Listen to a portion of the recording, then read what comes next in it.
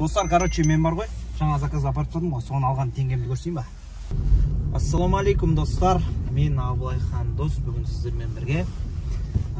Вольтты білесіздер ғой, Вольт курьер, доставка. Яғни осы приложениенің көмегімен қалай айына стабильный доход табуға болады, қалай айына 500 мың теңге табуға болады, немесе күніге бір 10-15 мың теңге табуға болады деген секілді контентті бастамақшымын. Мен өзім Вольт курьермін, сумкам бар. Ал енді кеттік. Мен қазір Алматының сыртында тұрам. Қалаға қарай кеттім. Енді достар, Вольт демекші, мен сіздерге анығырақ айтып кетейін. Біздің Қазақстанда, яғни жалпы мен өзім Алматының айналасында тұрам. Дәлірек айтсам болады, өзі Алматының тұрғыным десем де болады, былайша айтқанда. Біздің Алматыда мысалға Яндекс курьер бар, Вольт курьер бар, тағындай бар, Глово бар білетінше. Осындай секілді курьерлер бар. Бұлардың әрине көбісі көшеде көретін жастар сумка арқалап жаяу кетіп бара жатқан, немесе мопедпен зуылдап жүретін жігіттер болады. Тек доставкасын жасап, сіздер ойлайсыздар, ол жігіттер бір какой-то бір 5-10 теңге табады деп, ал на самом деле олар көп адамнан көп табады негізінде. Шыны керек. Енді қазір мен сіздерге алдағы уақытта қандай айырмашылықтар бар, примерно мысалға Яндекспен салыстырып айтып бере алам. Ендеше қазір мен жолдан бұрылып алайын, аты маған ыңғайсыз көріп отқандарыңыздай.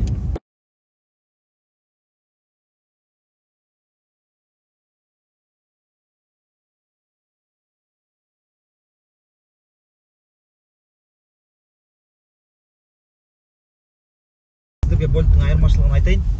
Мысалға Яндексте қалай жұмыс істейсің, қалай заказ орындайсың, дәл солай сіздерге ақшасын салып жүреді. Ол ақшаны таксометр дейтін приложение бар, сол арқылы шығарып алуға болады. Бірден, бірақ өзінің белгілі бір комиссиясы бар.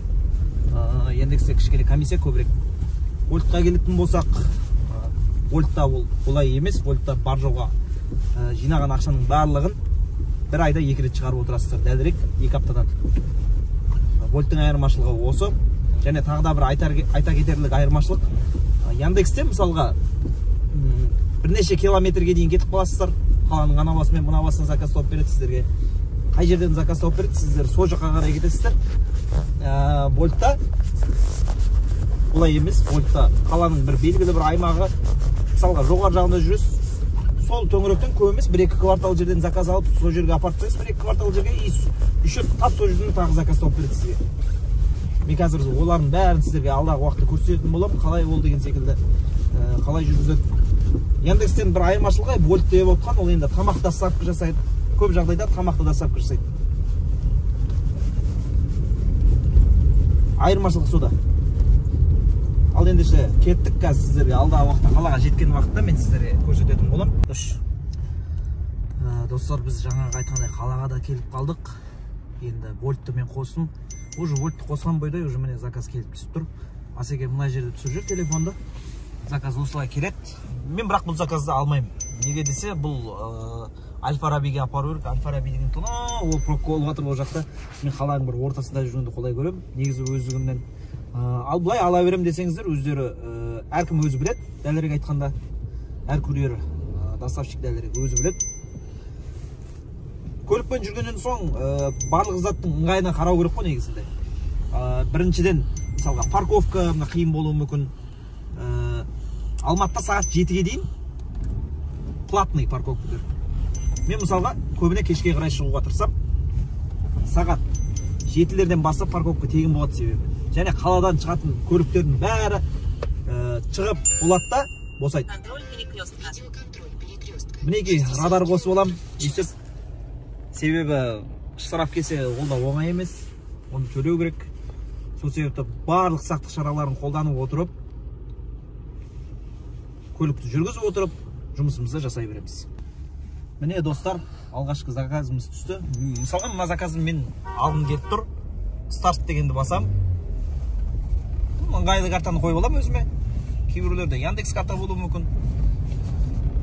Кейбіреулерде Тюгис карта болуы мүмкін. Мен өзім Тюгисті қолай көремін. Номер нет. Как доехать дегенді басам. И все, бірінші заказымызға қарай кеттік.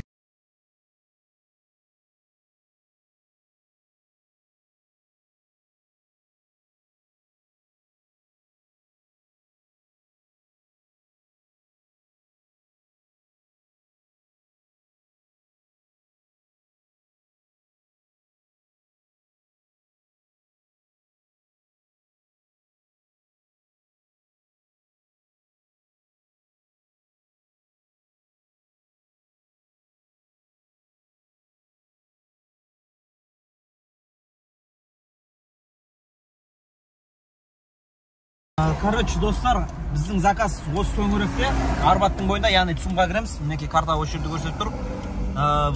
Дәлірек достар, мен бұны не үшін сіздерге көрсетіп жатырмын. Мен картасыз ақта келе алам. Кейбір домдардың номерін білу керек. Бірақ сіздерге үйреншікті болсын, жеңіл болсын дегенмен, мен тюгиз картаны қолданып отырмын. Осымен жұмыс істеген әлдеқайда қолайлы, қаланың правиласына сәйкес алып келеді сіздерді. Және нарушение жасамауға тырысасыздар. Осы тюгизбен жүріп отырсаңыздар болды, көп жағдайда. Ал ендеше заказға қарай кеттік. Достар, көлікпен жүретіндерге арнайы мынандай сүмке береді. Мопедтікі бөлек дегендей ғой. Менің көлікпен жүретін. Барлық санитарлық талаптарды орындай отырып, қазір маскамызды тағып аламыз. Маскамыз бар, әрине. Енді сіздерге қазір оған дейін мен мына жерде көрсетіп жіберейін. Задержка болып тұр, например, мен 5 минутта барам деп қоям. Мына продукттер. Дальше алғаннан соң осыны басамыз. Ендеше кеттік, қазір сіздерге көрсететін болам. Қай жерден қалай алу керек екен.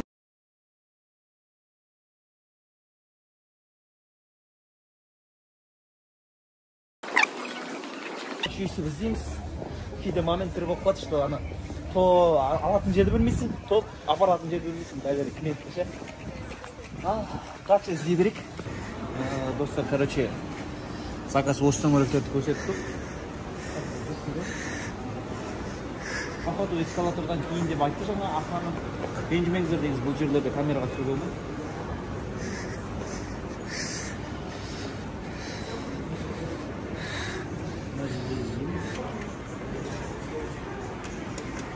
Заказды алдық. Бұның бәрін тешіп басамыз. Қазір. Бұның бәрін птичка басы. Көріп тұрғай сіздерге. Заказ менде дегенді басамыз. Достар, көріп ана жаққа қойдым. Ыңғайсыз болғаннан соң ол жақтарды түсірмедім. Қазір мен клиенттің үйіне қарай жақындап қалдым. Барлығын сіздерге көрсетем, қанша теңге бергенімді көрсететін болам. Ендеше кеттік.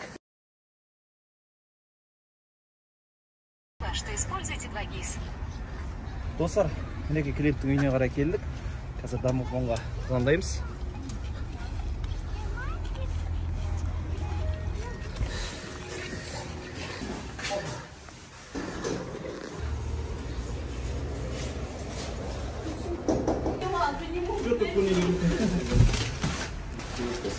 Заказды тастаппен жасап болды. В общем, кеттік келесі заказға кеттік. Достар, короче, мен бар ғой, жаңа заказға апарып тастадым ғой, соны алған теңгемді көрсейін ба? 1050 теңге алдым. 700 теңге заказға, 350 теңге. Қазір бонус беріп жатыр 350 теңге. В общем, сонымен бір заказым 1050 теңгеге айналды деген сөз ғой. Осындайда примерно безеуін апарып тастасаң 5000 теңге болады, 10 апарсаң 10000 теңге болады. Bir saat болар болмасының ішінде 3-4 заказ жасауға болады. Кеттік ендеше достар.